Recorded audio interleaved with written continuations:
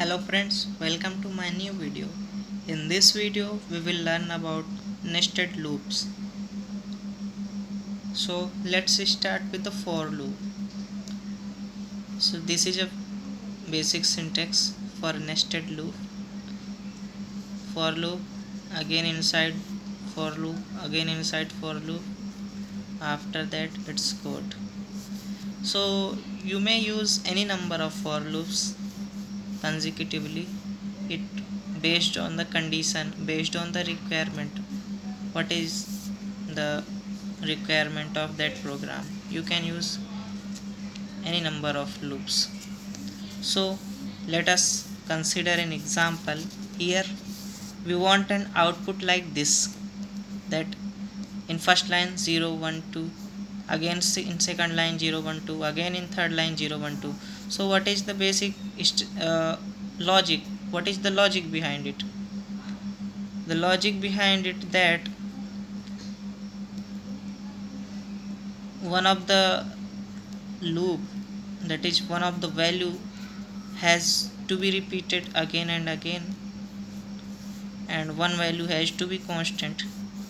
Value of row must be constant, and value of column must be variable.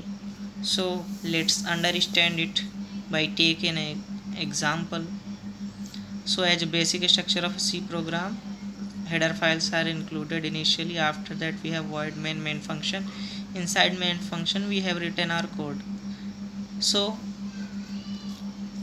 as per the requirement of condition, there should be two variables, one for row or and again for printing column. So here you can we will take integer type of variable I and j. After that clear screen clr scr for removing the previous output of the console. After that, as you can see, we have to print two things, row and column. That's why we have to use two loops.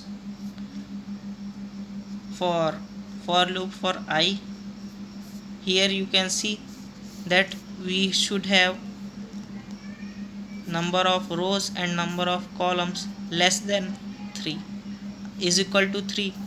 If we start any variable from 0, then it should be less than 3, because if we include 0, then 0 1 2, there will be 3 values, and we also have here 3 values, so it should be less than 3 for both the variables. Similarly we have taken a for loop for j, and what we want to print, we want to print the variable of value of the variable percentile d as j. After that printf backslash n, so that the if one time for loop of j runs, after that the line will be next, any output will be printed in the next line, and again it goes to the for loop of I. Again for loop of j runs, again the line changes, then again for loop of I, then again for loop of j, line changes. It will be continue until this condition comes false. Okay, so let's understand it. Here initially value of I is 0, condition I less than 3, yes 0 is less than 3. We go inside the loop, we come here, we found another for loop. Here value of j has been initialized with 0, j less than 3, yeah 0 is less than 3.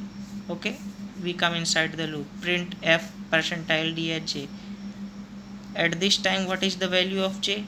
Value of j is 0, that's why 0 has been printed.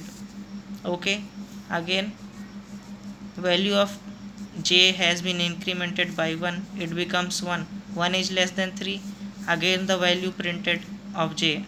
And what is the value of j at this time? This time value of j has been 1, then print 1.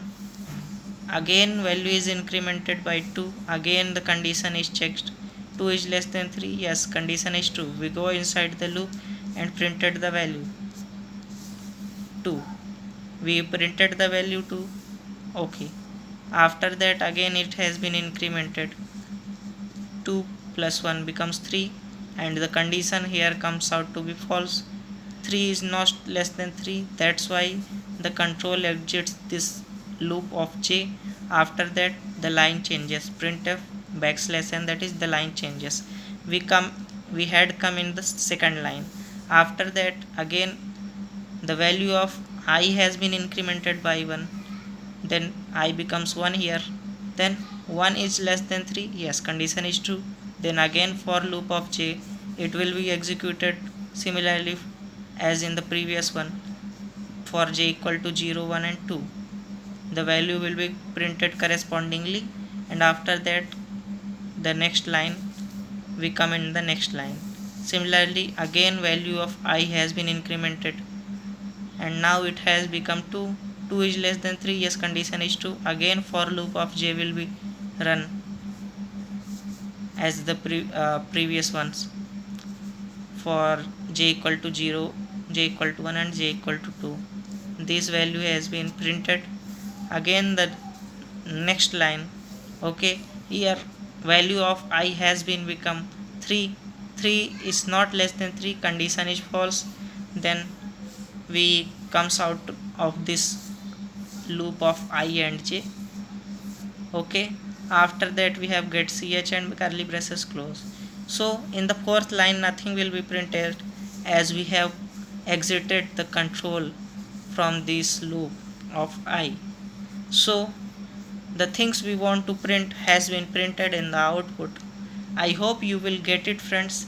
If you have any type of query, you can ask me. Thank you friends for watching the video. Please like, subscribe and comment. Thank you friends.